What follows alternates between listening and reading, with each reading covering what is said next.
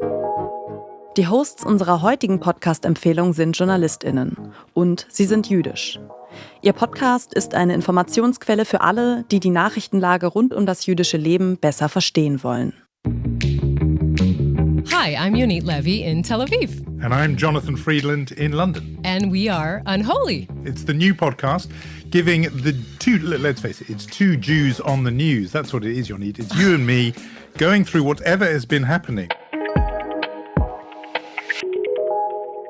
Das sind die israelische Journalistin Yonit Levy und der britische Journalist Jonathan Friedland. Ihr hört den Podcast-Podcast von detektor.fm und wir empfehlen euch heute Unholy, Two Jews on the News. Wer die Nachrichten verfolgt, kann sich vorstellen, worum es in den aktuellen Folgen von Unholy geht. Die Terroranschläge der Hamas und den damit verbundenen Krieg in Israel. Die schrecklichen Bilder gehen um die Welt und die Betroffenheit wiegt schwer. Yonit Levy erzählt, wie sich das Leben in Israel zurzeit anfühlt. It feels like the existential threat is on our border and obviously has crossed our border. So it's a very deep thing that is going through Israeli psyche, right? Every Israeli is imagining what happened in the South can happen to them in their house, to their family. And it is a very difficult thing to carry, obviously, besides everything else.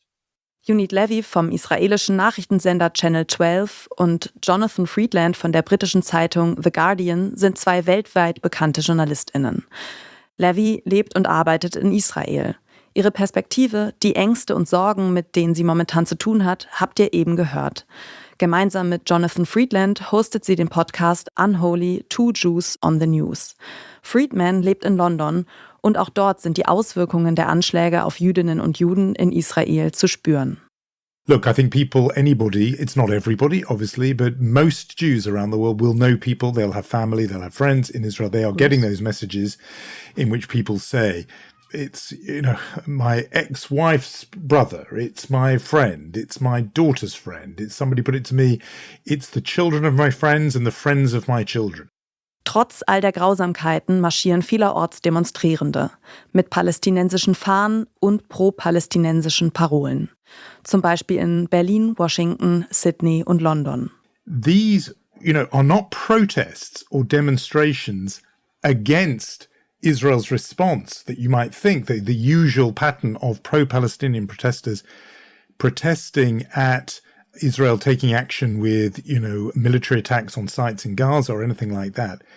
These were statements made or demonstrations staged in the immediate aftermath of the massacres and pogroms against Jewish Israelis. At that stage, Israel hadn't done anything.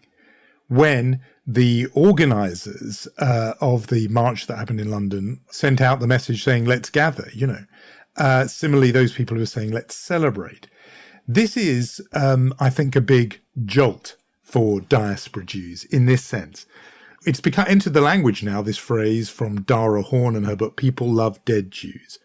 This was the idea that people are all very sympathetic when Jews are victims and when they're dead, in the obvious case being the Holocaust. But the moment Israel defends itself and fights back, that's when people protest. Den Nahostkonflikt nehmen viele Menschen als vielschichtig, festgefahren und wahnsinnig kompliziert wahr. Eines betonen die beiden Unholy-Hosts in der Podcast-Folge zum beginnenden Krieg in Israel aber erstmal. Wie unsicher sich jüdische Menschen in dem Land fühlen, das als sicher für sie gelten sollte. Der Terror der Hamas kam plötzlich und hat wahllos tausende Menschenleben gekostet. Dass diese Attacke und Israels Antwort darauf auch Konsequenzen für die palästinensische Bevölkerung hat, machen die beiden Hosts ebenfalls zum Thema. Yonit Levy fasst zusammen. So let's say a few things. One, Israel is still warning the population of Gaza that they are about to attack. We should also say that Hamas, a terror organization, has told people not to leave their homes, that the Israelis are lying.